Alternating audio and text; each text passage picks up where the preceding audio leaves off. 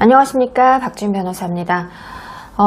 방금 전에 뉴스에서 본 그 기사를 좀 소개시켜드리고 관련해서 법조항하고 그리고 여러분들이 지금 이 사건에 대해서 어떻게 생각하시는지 좀 궁금해서 재빠르게 이렇게 영상을 한번 찍어보게 됐습니다.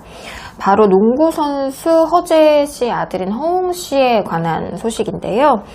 전 여자친구를 공갈, 협박, 스토킹 등의 혐의로 고소를 했다는 기사가 났습니다. 좀 안타까운 소식이긴 한데요. 내용이 일단은 기사에서는 고소장 내용을 보고 이제 그 내용에 기반해서 썼다고 돼 있는데 내용에 따르면 2018년 12월부터 2021년 12월 동안 만난 사이고 이별 등을 반복하다가 그 기간 동안에 어쨌든 그 허웅 씨와 그 상대방 여성분이 두 번의 임신을 했다고 하죠. 임신을 했고 첫 번째 임신 사실을 알게 되고 이제 중절을 하고 두 번째 또 임신을 헤어지기 한 7달 전이네요. 2021년 5월이니까 허웅 씨가 자녀는 낳아도 되지만 결혼은 좀 더 고민해 봐야 된다 라고 얘기를 하니까 이 여성분이 3억을 내놔라 라고 했다. 네 앞에서 죽겠다. 돈 안 보내면 기사 내겠다. 3억이면 싸게 먹힌다. 협박도 아니다. 같이 죽자. 자비가 없다. 이런 메시지를 보냈다고 합니다. 다 증거가 있으니까 이제 이런 내용들이 나갔을 건데 상대방 이야기도 사실은 들어봐야 아는 것이겠지만 근데 이때도 상호 합의하에 두 번째 중절 수술을 진행하고 병원에 동행해서 A씨를 보살폈다고 전했다. 하지만 날로 심해지는 공갈, 협박, 남성 편력, 자해, 폭력 그리고 마약, 투약 이런 것까지 지금 적혀 있고 그런 혐의로 도저히 이제 막을 수 없는 상황이 됐기 때문에 내가 고소를 한다 이런 기사가 난 것 같은데 일단은 제가 이제 요 기사에 난 내용의 이제 댓글을 보면 그냥 임신을 2번이나 시켰으면 3억 주고 끝내야지 이런 댓글들이 사실은 가장 많기는 했거든요. 근데 여러분들은 지금 이 상황에 대해서 어떤 판단을 하실지가 좀 궁금하기도 합니다. 남자가 임신을 2번 시키고 결혼은 하지 않겠다, 아이는 낳아달라 라고 했을 때 여자가 화가 나서 3억을 달라 이렇게 얘기를 했고 중절 수술을 결국 했고 여러분들의 생각이 일단은 저는 좀 궁금합니다. 어찌됐든 공갈, 협박, 그다음 스토킹으로 고소를 하게 됐다 라고 하면서 이제 마약에 관련된 얘기까지 지금 등장을 했는데요. 이 여성분의 입장에서는 어떤 반응일지는 이제 두고 봐야 알겠지만 굉장히 억울할 수도 있고 그리고 마약 이런 얘기가 나온 것까지에 대해서 상당한 심각한 명예가 훼손이 될 수도 있는 상황이기는 하죠.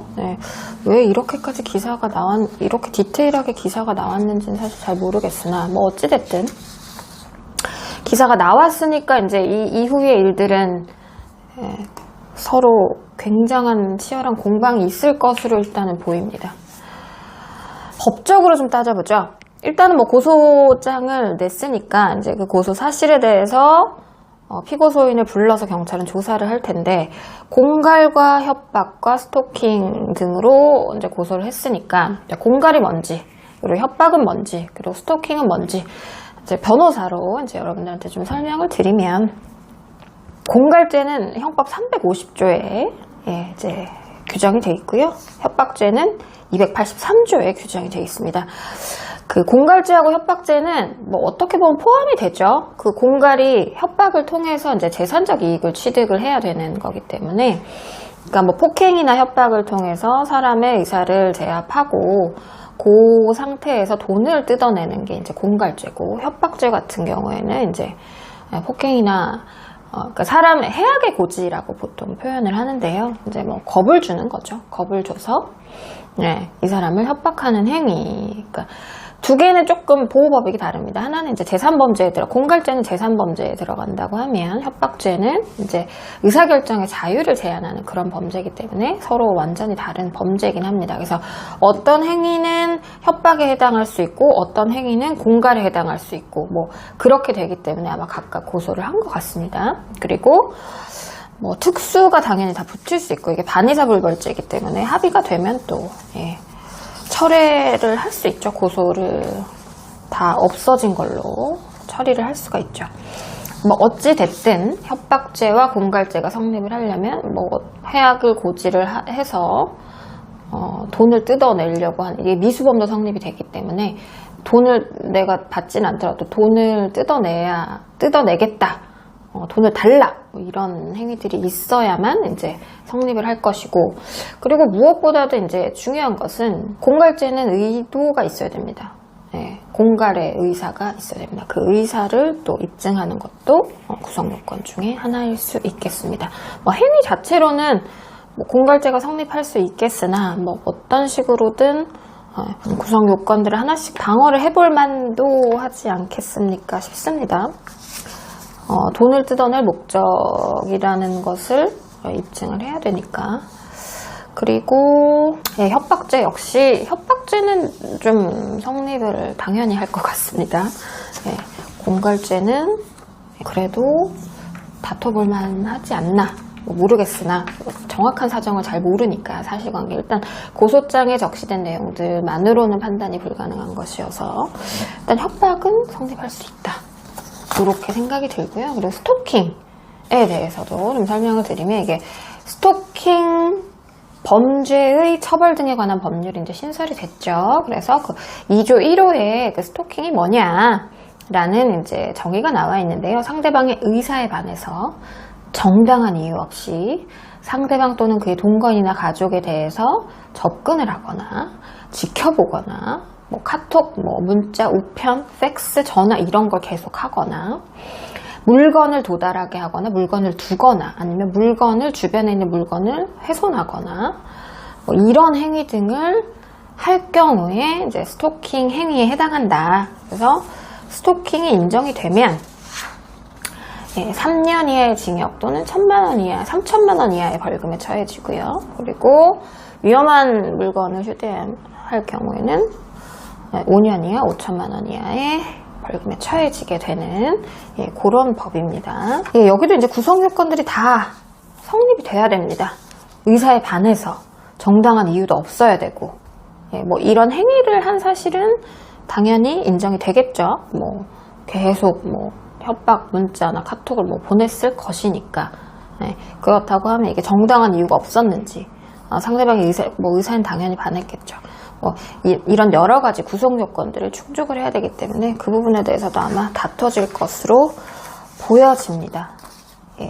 근데 지금 연인 관계에서 남자분이 여자분을 이렇게 스토킹까지 고소하는 것은 사실은 흔한 일은 아닌데요. 뭔가 상당히 내부적으로 오랜 시간 동안 뭔가 쌓여온 것들이 많았지 않았나 싶습니다. 그렇게 해야지만 공갈 협박과 상관없는 뭐 마약이라든지 뭐 공범이 있다든지 뭐 이런 얘기들이 다 나오기 때문에 일단은 이제 공개적으로 뉴스나 언론에 보도가 된 이상 아마 더 많은 얘기들이 나올 것으로 보여지는데 여성분도 아마 단단히 각오를 하고 대처를 하셔야 되지 않나 이런 생각이 듭니다. 허웅 씨 입장에서도 당연히 이럴 수 있다고 보지만 여성분 입장에서는 또 어떤 주장을 할지가 궁금하기도 하고 사건을 조금 사실관계를 지켜봐야 되지 않나 싶습니다. 하지만 협박죄는 무조건 성립할 것 같습니다. 나머지 범죄에 대해서는 일단은 성립할 가능성이 좀 높아 보이기는 하는데 뭐 다퉈볼 여지도 있을 것이고 그리고 일단은 여론이 어떻게 또 흘러갈지가 또 변수가 되지 않나 하는 생각도 좀 듭니다. 왜냐면 이 여성분이 일단은 임신을 2회나 하셨고 그 과정에서 이제 무조건 결혼을 하고 아이를 낳겠다고 했는데 그걸 거절하면서부터 이제 뭐 3억을 내놔라 뭐 이런 협박성의 내용이 나왔다고 하니 그 내용에 관해서는 일단 조금 더 지켜보고 저희가 좀 여론의 추이까지 판단을 해서 이 사건이 좀 결론이 나지 않을까 이런 생각이 듭니다. 발빠르게 소식 전해드렸는데요. 일단은 제일 궁금한 것은 뭐 구성 요건이든지 범죄 사실에 대한 성립 여부든지 이거보다는 이게 도의적으로 어떻게 돼야 되는지에 대한 여러분들의 생각이 좀 궁금해서 이렇게 영상을 한번 찍어보게 됐습니다. 여러분들의 많은 댓글 좀 부탁드리겠습니다. 일단은 지금 이 기사에 대한 댓글은 그냥 돈 주고 끝내라 뭐 약간 이런 느낌이어서 여러분들의 의견이 궁금합니다. 자, 영상 마치도록 하겠습니다. 이 사실관계나 사건 진행되는 내용 조금 더 지켜보면서요, 요 사건 팔로우해서 계속 영상 한번 만들어 보겠습니다. 시청해주셔서 감사합니다. 고맙습니다.